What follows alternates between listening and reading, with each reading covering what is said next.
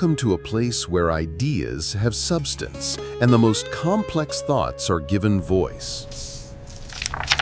And today, we open the door to a conversation beyond time. In our world, we are surrounded by fragments, individual atoms, separate people, isolated experiences. We struggle to see the larger picture, the hidden connections that bind everything together, from the tiniest particles to the vastest galaxies. But what if the world is not made of separate parts at all, but of a symphony of minds, each reflecting the entire universe from its own unique perspective? What if behind the physical world we see, there is a reality of pure spiritual substance designed in perfect harmony? Today, we seek wisdom from a man who saw the universe as a magnificent, pre-established harmony. A polymath who was not only a philosopher, but also a mathematician, scientist, and lawyer. Join us as we sit down with Gottfried Leibniz to discuss his masterpiece, Monadology, and the idea of the best of all possible worlds. Gottfried Wilhelm Leibniz was born in Leipzig, Germany in 1646, a time when Europe was emerging from the 30 Years' War and entering an age of intellectual and scientific fervor. A child prodigy, he mastered Latin by the age of 8 and entered university at just 14. His mind was a whirlwind of activity, spanning a remarkable range of disciplines. He made groundbreaking contributions to mathematics, independently inventing a form of calculus, and was a pioneer in physics, logic, and law. Despite his immense intellect, Leibniz was not an academic recluse.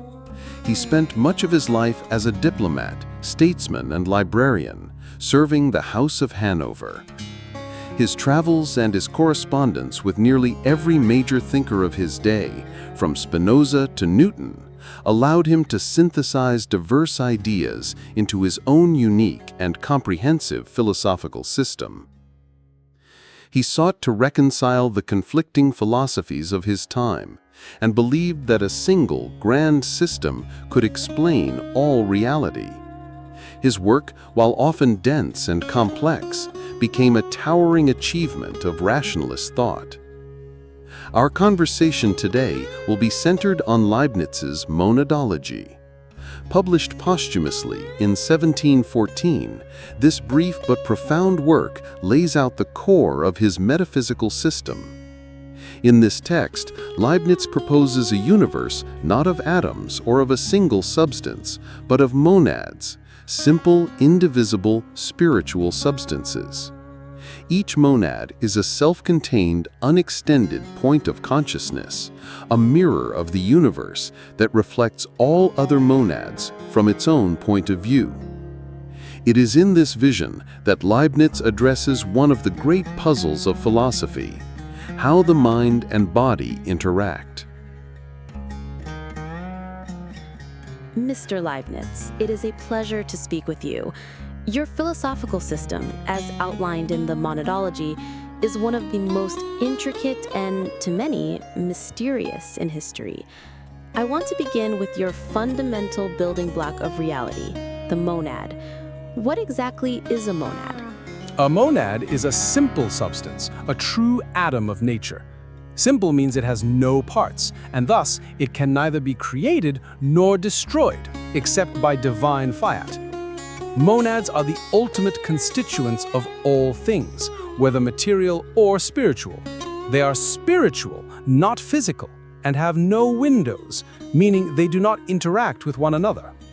If monads have no windows, how do they relate to each other? How does anything happen in the universe? This is the concept of pre-established harmony. Since monads cannot causally influence one another, God has, from the very beginning, created them in such a way that their internal states correspond with perfect harmony. The movement of your body and the thought in your mind are not cause and effect. They are two separate sequences unfolding in perfect synchronized agreement. like two clocks ticking in perfect time, having never touched. This seems to suggest a predetermined universe. Is there any room for freedom in this system? My system is one of determinism, but it is not one of absolute necessity. A monad is free in a different sense. Its actions arise from its own internal nature, its own program, if you will. The universe is a cascade of events, but each monad is a self-contained source of its own unfolding. God could have chosen another universe, but he chose this one because it is the best of all possible worlds, the one with the greatest possible variety and harmony. You say God chose the best of all possible worlds. But why does evil and suffering exist in this world? Evil is a necessary consequence of the finite, imperfect nature of created beings. A world without any evil at all would not be possible for a created being. God, in his infinite wisdom, chose the world with the least amount of evil that was possible, a world where the good outweighs the evil in the grand final account. This world is the best because it is the most logical, the most beautiful, the most harmonious. You mentioned the mind and body. In your view, how do my thoughts relate to my physical movements? They are a physical expression of the same monad. Your mind is a dominant monad, the soul, and your body is composed of a collection of other subordinate monads. The mind and body do not interact, but their parallel development is synchronized by God's pre-established harmony. Your decision to raise your arm is a thought in your soul monad, and the raising of your arm is a synchronized event in the monads of your body. So, when I look at a physical object, what am I actually seeing? You are not seeing the object itself, but rather a perception, a representation of that object within your own monad. The physical world, as we perceive it, is a well-founded phenomenon, a collection of perceptions that arise from the harmonious unfolding of all monads. It is an illusion in the sense that it is not the ultimate reality, but it is a coherent and real illusion. What is the difference between a human soul and, say, a rock? Both are made of monads. A rock is a collection of sleeping monads. Its perceptions are confused and indistinct. A human soul, on the other hand, is a collection of monads that have distinct perceptions and a memory. The mind can reflect upon itself and understand its own existence, making it a spirit capable of rationality. You are an optimist, then. You believe we live in the best of all possible worlds. I am an optimist in a logical sense. I believe that out of the infinite possibilities, God, as a being of perfect reason, had to choose the best, most coherent one. That is a logical necessity. I see the universe not as a chaotic mess, but a perfect machine, a beautiful work of divine art. How would your philosophy view our modern pursuit of science? Would a scientific understanding of the universe diminish its divine character? On the contrary, my philosophy would embrace it. A scientific understanding of the universe does not make God less necessary.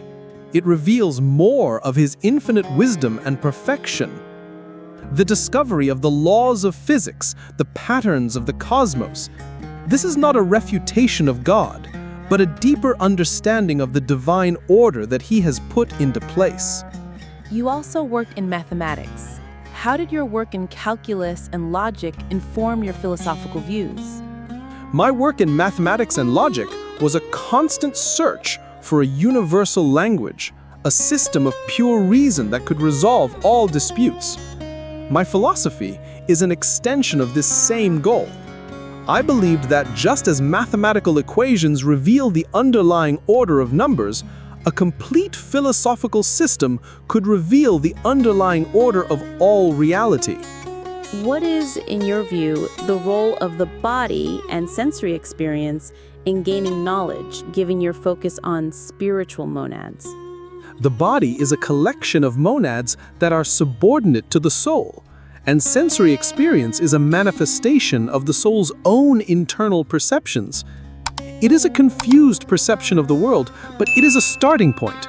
It is through reason and reflection on these perceptions that we move to a clearer and more distinct understanding of reality. You also worked on a universal language called Characteristica Universalis. How would this have worked? It was an ambitious project to create a language in which ideas would be represented by symbols, and their logical relationships would be immediately apparent. It would be a tool for reason, a way to resolve disputes by calculation, just as one solves a mathematical problem. It was a dream to make all human thought as clear and certain as mathematics. In a world filled with anxiety and division, how can your philosophy of harmony offer solace? I would suggest that you see beyond the surface. Your world is filled with apparent chaos, but that is merely the confused perspective of a finite being. Look deeper, and you will see the elegance of the natural laws that govern all things. Understand that you are not an isolated part, but a reflection of the whole. Your soul is a mirror of the entire universe, and in understanding your own place, you begin to see the beautiful harmony that binds all existence. The world is a symphony, and you are a unique, perfect note within it. If you were alive today, what would be your perspective on the debates surrounding the simulation hypothesis, the idea that our universe might be a computer simulation? I would find the idea most intriguing. It is, in a sense, a modern articulation of my own philosophy. The simulation would be the work of God, the ultimate programmer. Our individual consciousnesses would be the monads, each with its own internal program, and the laws of physics would be the code that ensures their perfect pre-established harmony. The world would not be a mere illusion, but a reality grounded in the mind of the Creator. It is a grand vision, and it is a beautiful reminder that our world, no matter how complex, is the result of a single, rational, and perfect design.